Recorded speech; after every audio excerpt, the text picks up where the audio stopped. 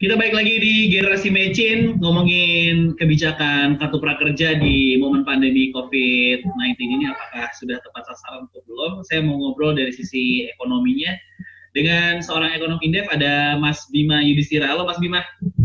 Ya, halo. Apa kabar? Sehat?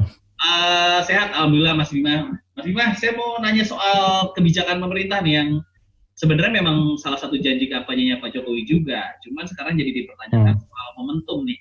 Dari sisi ekonomi, apakah momentumnya pas atau gimana, Mas Bima? Kalau dari kartu prakerja itu kan dulunya pada waktu kampanye 2019 itu kan intinya adalah meningkatkan skill ya, dan kondisinya adalah ekonomi tumbuh 5% waktu itu. Nah, kalau yang sekarang ini kan ekonomi kita kan diperkirakan akan tumbuhnya sangat rendah, bahkan ada yang bilang negatif gitu ya, sehingga bentuknya harusnya bukan pelatihan. Jadi nggak relevan pelatihan, lebih tepatnya lagi sekarang ini dirombak menjadi bantuan langsung tunai misalnya. Karena pekerja yang di PHK, kemudian pekerja informal yang kehilangan pendapatan, ini lebih penting untuk diberikan sembako misalnya atau bantuan langsung tunai dibandingkan harus ikut pelatihan dulu gitu. Jadi menurut saya konteksnya nggak tepat untuk diberlakukan model tahun 2019 ke tahun 2020 yang sangat berbeda. Oke, memang jadi agak bergeser juga ya. Tadi saya juga sempat ngobrol-ngobrol. Sebenarnya ada bentuk intensif tunjangan, intensif uang dalam bentuk uang juga. Tapi syaratnya harus juga pelatihan dulu, kurang lebih kayak gitu. Ini sebenarnya gimana? Nggak tahu dari sisi ekonomi apakah akan membantu gitu untuk ekonomi mikro gitu, Mas Bima? Ya, memang ada insentifnya. Tapi kan kalau kita bicara insentif itu kan sudah dipotong 1 juta itu kan untuk ini, untuk apa, biaya pelatihan ya. Dan saya ngelihat itu juga banyak materi pelatihan misalnya di skill academy itu banyak yang nggak sesuai dengan kebutuhan. Misalkan pelatihan untuk driver ojol itu dikasihnya bagaimana cara manajemen waktu, kemudian bagaimana mengelola stres ya agar bekerja lebih produktif. Ya kita nggak perlu ngasih tahu driver ojol untuk itu gitu kan, mereka udah lebih paham. Jadi seharusnya uang 1 juta yang masuk ke provider atau penyelenggara pelatihan prakerja itu bisa digunakan langsung bantuan tunai gitu, by name, by address. Jadi lebih langsung tepat sasaran.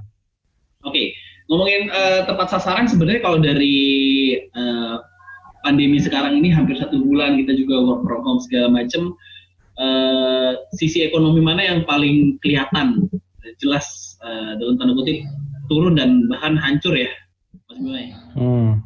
Ya, yang paling kena duluan di tahun 2020 ini adalah sektor UMKM sebenarnya. Karena berbeda dari krisis 98 di 2008, waktu itu cuma muter-muter aja di sektor keuangan. UMKM 98 masih kuat. Nah, sekarang ini kan mulai dari level yang paling bawah, ini nggak bisa keluar rumah gitu ya. Beberapa di PSBB warung tidak buka misalnya. Nah, ini efeknya langsung kepada sektor informal, langsung kena duluan. Jadi PHK itu sebenarnya terjadi dulu di sektor informal, baru kemudian di sektor formal seperti di pabrik-pabrik itu mulai menyusul dengan pengurangan karyawan misalkan, atau karyawannya dirumahkan tanpa digaji. Tapi kalau kita lihat skin-nya juga secara sektoral, memang di bulan Januari yang paling kena dampak sektor pariwisata. Perhotelan, restoran itu benar-benar babak belur. Oh, boleh, oke. Dan ini kan kejadian bukan cuma di Indonesia, bahkan seluruh dunia ya. Saya nggak tahu, mungkin membandingkan dengan kebijakan-kebijakan luar negeri. Cuman dari sisi ekonomi, apa yang perlu dilakukan cepat oleh pemerintah dibandingkan dengan masih sangat masuk akal ya. Jadi tanpa harus menambah hutang ya. Oh iya. Kita coba bikin simulasi. Jadi sekarang ini kan rasio antara bantuan semua ya 405 triliun itu, stimulus itu terhadap produk domestik bruto kita itu cuma 2,5%. Malaysia itu sekarang udah meningkat menjadi 15% ya. Jadi kalau kita melihat itu, sebenarnya kita bisa membalap negara lain. Nah, pertanyaannya tadi gimana caranya tanpa utang? Sebenarnya bisa dengan berbagai cara ya. Salah satunya misalnya bagaimana proyek-proyek yang level yang mercusuar, pemindahan ibu kota, itu lelangnya semua di stop, anggarannya dipindahkan. Kemudian terkait dengan proyek infrastruktur, beberapa bisa digeser. Ada juga kemudian lembaga-lembaga yang memang selama ini dianggap tidak produktif gitu ya, bisa dipikirkan untuk ya sementara dihilangkan dulu kan, karena kalau nyawa itu bisa hilang dan nggak bisa kembali lagi gitu kan. Tapi kalau lembaga kan sementara mungkin dalam kondisi sekarang ya mending nggak usah ada dulu deh beberapa lembaga yang kurang produktif. Itu uangnya bisa digunakan untuk beli APD, masker, ataupun menstimulus pelaku usaha informal tadi. Oke, berarti sebenarnya masih secara hitungan masih bisa masuk tanpa harus nambah utang ya. Karena ketakutannya kan kalau utang biasalah dipolitisasi lagi soal utang dan lain-lain. Ini masih masuk akal ya sebenarnya.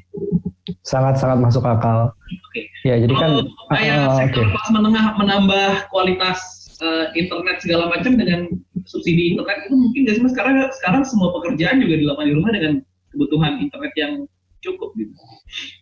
Ya, ini kita belajarnya sama Malaysia sebenarnya. Jadi Malaysia itu mengalokasikan 2,2 triliun rupiah ya kalau sudah dikonversi ke rupiah. Itu stimulus untuk memberikan internet gratis. Kemudian juga menambah broadband dan kecepatan internet. Karena memang dalam kondisi sekarang kan ekonomi yang konvensional di jalanan bisa dikatakan lumpuh atau mati suri. Sehingga kita butuh ekonomi di atas awan ya. Orang masih belanja pakai e-commerce dan segala macam. Itu bisa kenceng. Termasuk kuliah online gitu ya dengan Zoom, dengan Skype, itu bisa berlangsung efektif kalau kita punya internet yang gratis, kemudian coverage-nya juga luas, sehingga saudara kita di Indonesia bagian timur bisa sama cepat menyesuaikan diri dengan Jakarta misalnya. Nah itu yang memang harus dilakukan. Belum ada omongan ke arah sih, itu kayaknya tapi masih gimana ya? Iya sih? Kayaknya sih masih belum ya. Karena mungkin sekarang masih bansos yang biasa aja.